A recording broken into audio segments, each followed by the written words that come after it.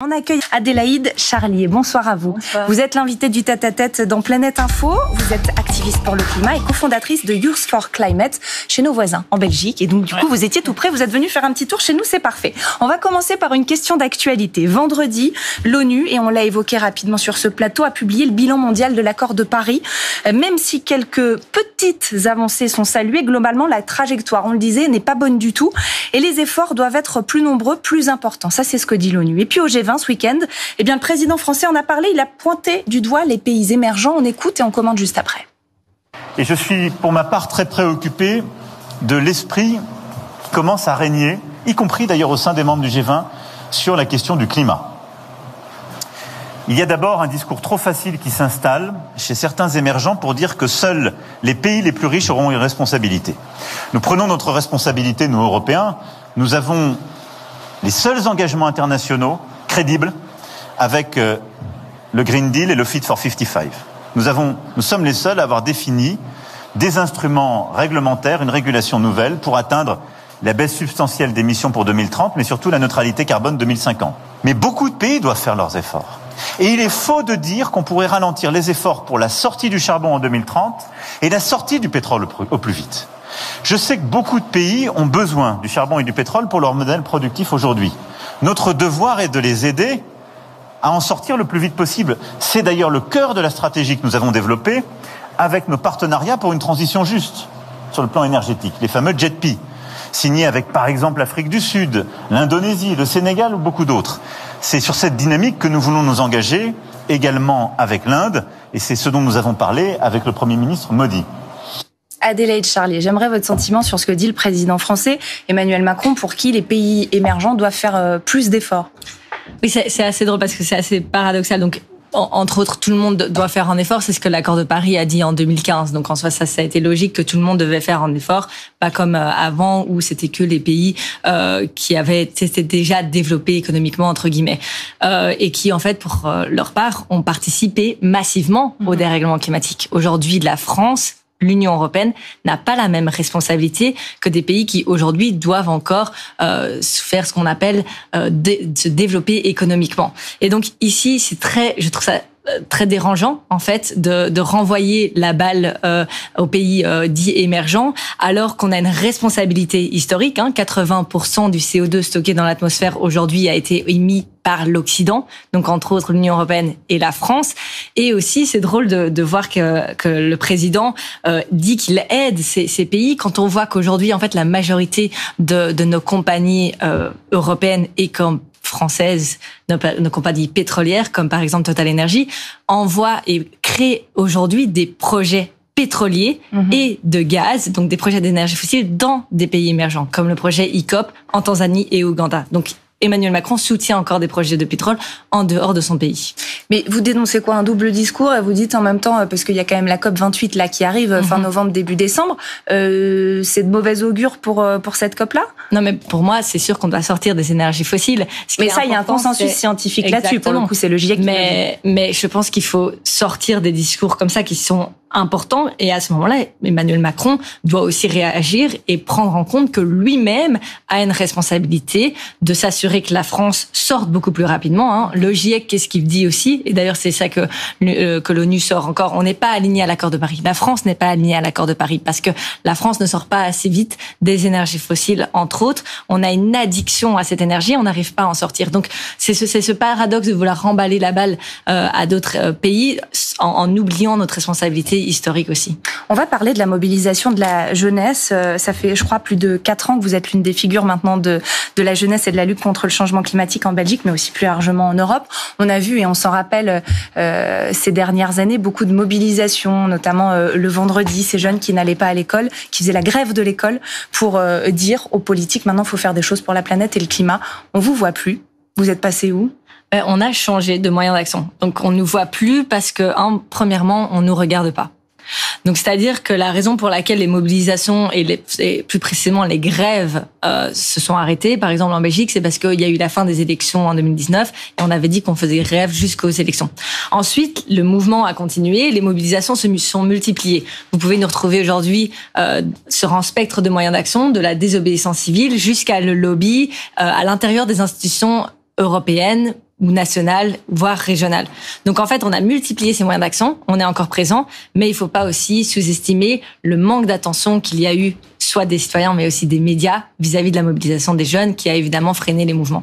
Récemment, lors d'une interview au journal belge Le Soir, vous avez dit ceci: mon rôle est celui-là, argumenter, mobiliser pour réconcilier l'urgence climatique avec la politique. Qu'est-ce que ça veut dire précisément ? Mais ça veut dire qu'aujourd'hui, il faut s'assurer qu'il y ait cette pression constante vers le monde politique. Ce que j'ai remarqué des 5 dernières années, dans lesquelles je me suis mobilisée, j'ai essayé de mettre des coups de poing vers le monde politique pour qu'ils ressentent cette pression. Des coups de poing entre guillemets, évidemment. Entre guillemets, oui, évidemment.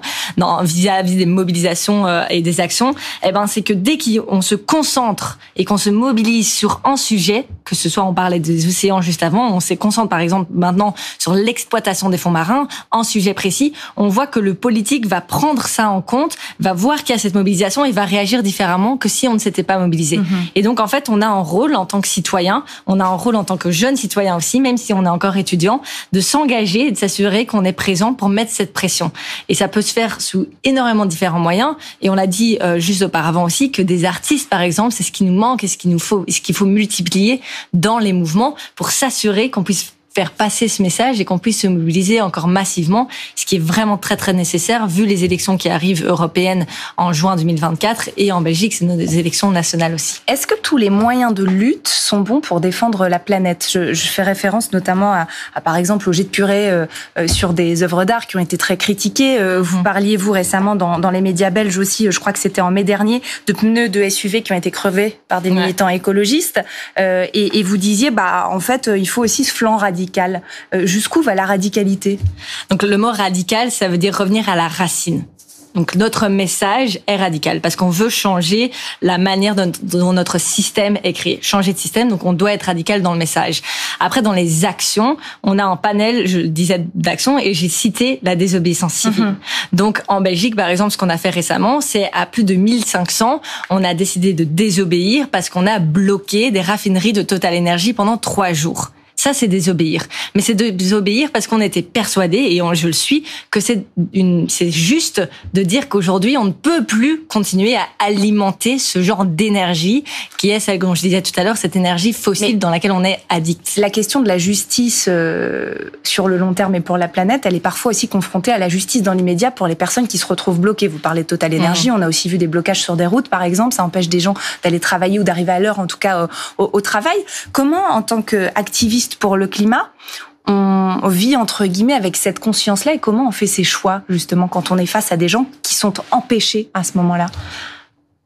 On les empêche. Donc là, vous parlez d'un truc très très précis auquel moi personnellement j'ai encore jamais participé. Mais les raisons pour lesquelles ces personnes, par exemple, vont bloquer une route, c'est pour attirer l'attention.